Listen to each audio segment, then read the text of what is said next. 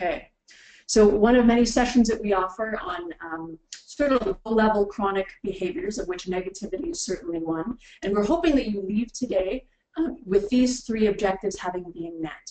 So the first one is that we hope that you leave feeling comfortable recognizing harmful negativity,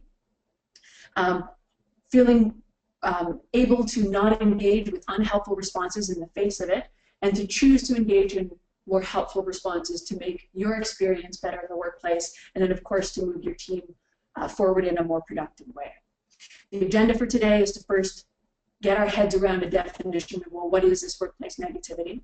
We're going to look at those three common typical reactions that tend to get us into more trouble than they're worth.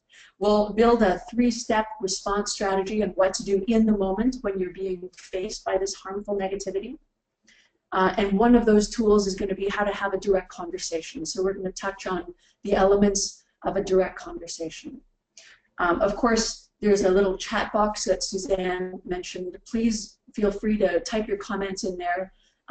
She'll find places to ask them during the session, and if not, we're going to have a question and answer period at the end here. Does that work? Absolutely, Ash.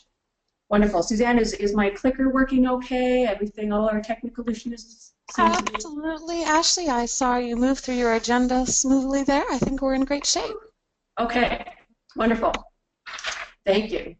So I think you were going to lead us through a bit of a self-reflection exercise here, Suzanne.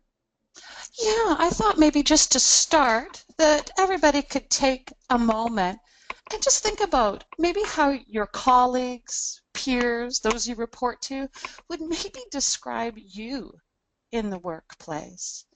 So if you could take a moment and just think if people would generally describe you as always positive, generally positive, or occasionally positive. And so this is just for your own self-reflection, if you could just take a moment to see if you could locate yourself in one of those three options. All right, Ashley, if you want to continue. Yeah, thanks, Suzanne. I was just thinking about that for myself, and I'm not sure I love the self-reflective moment, some of the reality that I might have faced there.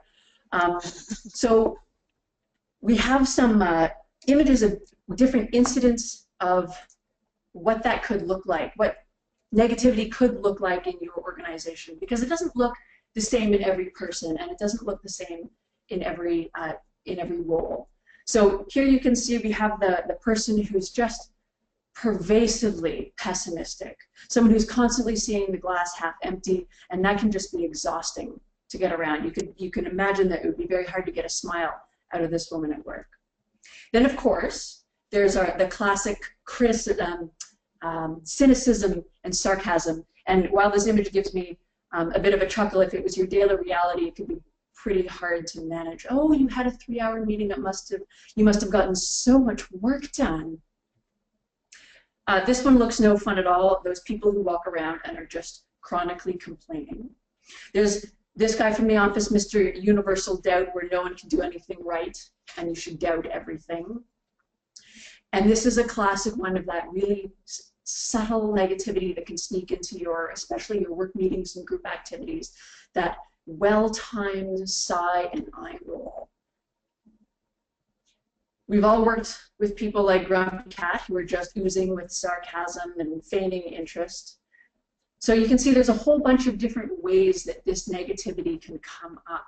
And being at work just brings us into the spheres of a whole bunch of different people, many of whom could have this effect, this negative effect on us. In our work, in our home lives, we don't have to hang around people who are negative, who are bringing us down. But at work, we can't always escape it. So this is one of those little behaviors that can just have a huge impact. And it can impact more than just ourselves.